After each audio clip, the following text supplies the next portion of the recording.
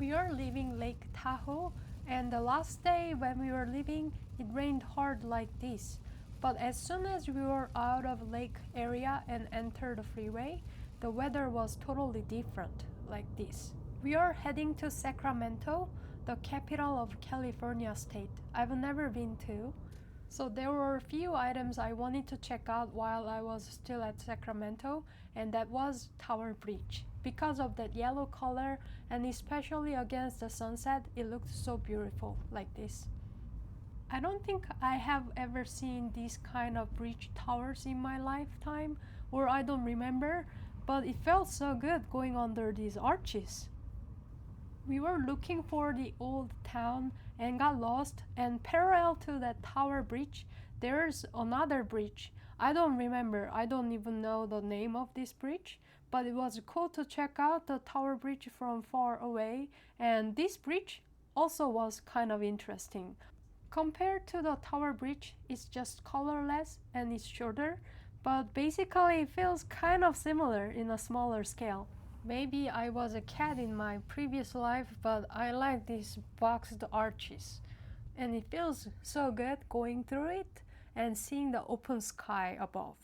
Anyways, as I said before, we are heading and looking for the old town of Sacramento, and later we found out that it's very close to that tower bridge, so we just need to go back to where we came from.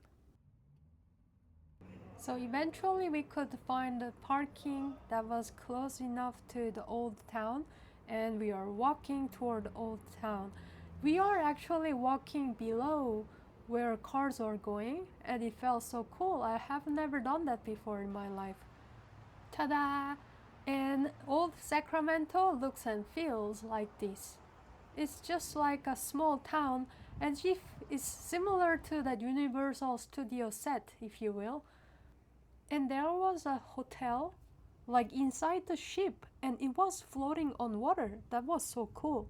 And close by it we found a place that's famous for fish and chips, and I love their fish and chips. So you order here and wait for your number to be called, and you pick up your food.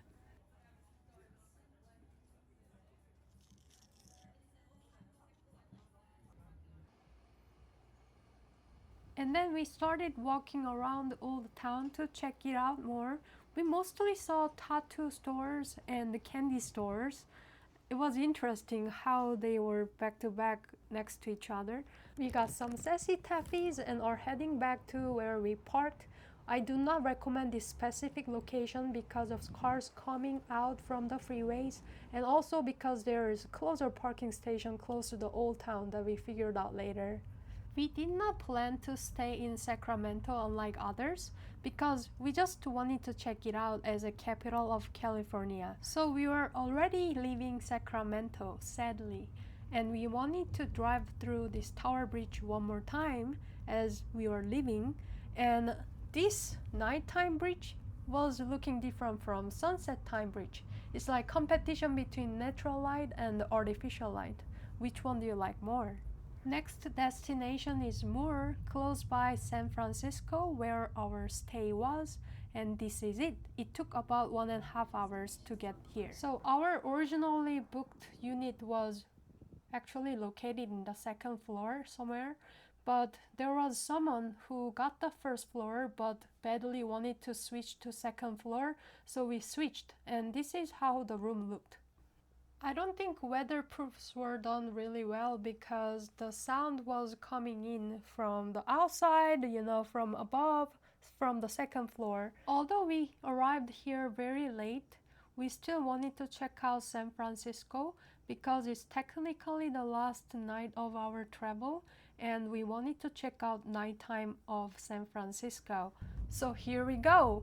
We are passing the Golden Bridge. Although it was foggy, we could still see it, and it was so tall compared to the Tower Bridge in Sacramento especially. So when you are going into San Francisco, that time I think some camera is scanning the license plate and you are being charged in mail like around $10, and when you are going back out, that time it doesn't scan and you are not being charged. So Both ways is $10 each. We are heading to Lombard Street, that zigzaggy street. And while we were getting there, I felt that San Francisco roads were very steep. The angle is almost close to that of roller coaster, if you will. Anyways, here we go. This is the beginning of that Lombard Street. Until like 1922, this street used to be straight, but it was very steep. So Carl Henry, the property owner, suggested the idea to put a bunch of these sharp turns, exactly 8 hairpin turns, to reduce the steepness. This street is called the crookedest street in the world, so many tourists are coming to check it out. Privacy-wise, it's probably not that good because there are gonna be always people outside, and you probably need to draw a curtain all the time. Car noise-wise, maybe it's not gonna be that bad because cars cannot drive fast on this road. And as I rewatched this video, I realized that actually this moving lights made by car, because the street is designed that curved, may disturb people who live in these houses. I just realized. I'm sorry. So I'm thinking if you have to drive this late, maybe you can turn off the headlight but just keep the fog light on because you need to still see. That's the only drawback I can think of this design. Other than that, plants and all, this street is so pretty. Then we came to Ghirardelli chocolate area of San Francisco. Their shop was closed at the time of our visit, but they are open Sunday to Thursday from 9 a.m. to 11 p.m., Friday to Saturday 9 a.m. to 12 a.m. I left my footprint nearby seashore. Then we headed back to our stay to rest. Just one tip if you're gonna stay in the same moor stay, it gets really noisy from 6 a.m. because cars are moving constantly at fast speed from around 6 a.m. So I recommend going to bed early. Next morning, we are headed to the Palace of Fine Arts. To be able to see the top of this Golden Gate Bridge, we wanted the weather to be more clearer, but unfortunately this day stayed foggy throughout the day. But as you see, the bridge still looks cool. It's so tall. We're gonna talk about how they decided this height later.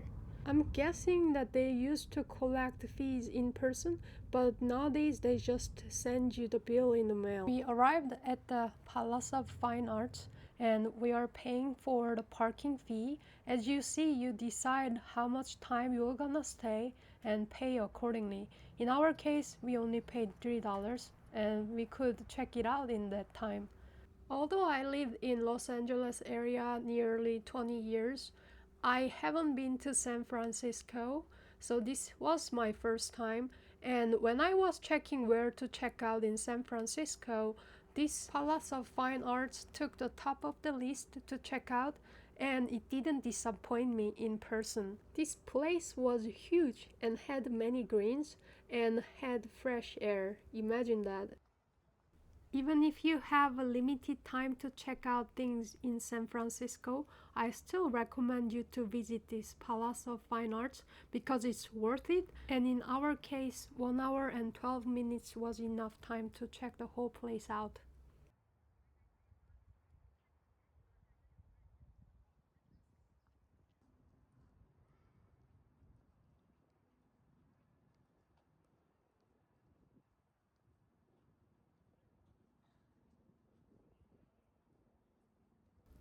We are now out and are headed to Fisherman's Wharf area. San Francisco has very interesting city planning. Almost all buildings are very tightly next to each other. Some even do not have like half-inch gap in between. Just a note, we couldn't find a single free parking in San Francisco area. So whether you found a parking in the structure or on the street, always look for the meter to pay for parking to avoid ticket. What you see over there is Alcatraz Island, which used to have Alcatraz prison which was supposed to be the ultimate maximum security prison from 1934 to 1963. Long story short, that prison closed due to high maintenance cost and many escape attempts. Anyways, we already are in Fisherman's Wharf, and this restaurant had very good fish and chips. We ordered second time to get more. We found a sitting area nearby the ocean, and this seagull came to sit next to us while we were eating. Yeah, it was amazing.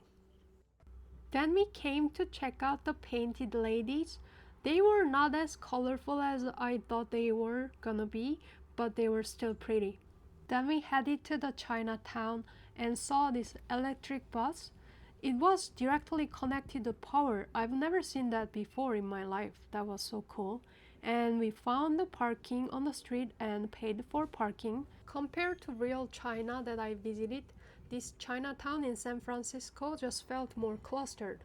Then we came to the Golden Gate Bridge area. Our initial goal was to take selfie in the viewpoint, but because of fog, there was no point. Instead, we studied these educational materials around us. These three models let you feel how much strength is needed to keep the bridge up depending on the tower height. The tallest one requires the smallest force, but it was very expensive to build that high, so they decided to build this medium size instead for Golden Gate. This was the original design, but it was criticized to be too ugly, so they later changed. And this is the 36-inch cable that holds the bridge up. And that's it. Thank you for watching and staying with me this far. Bye!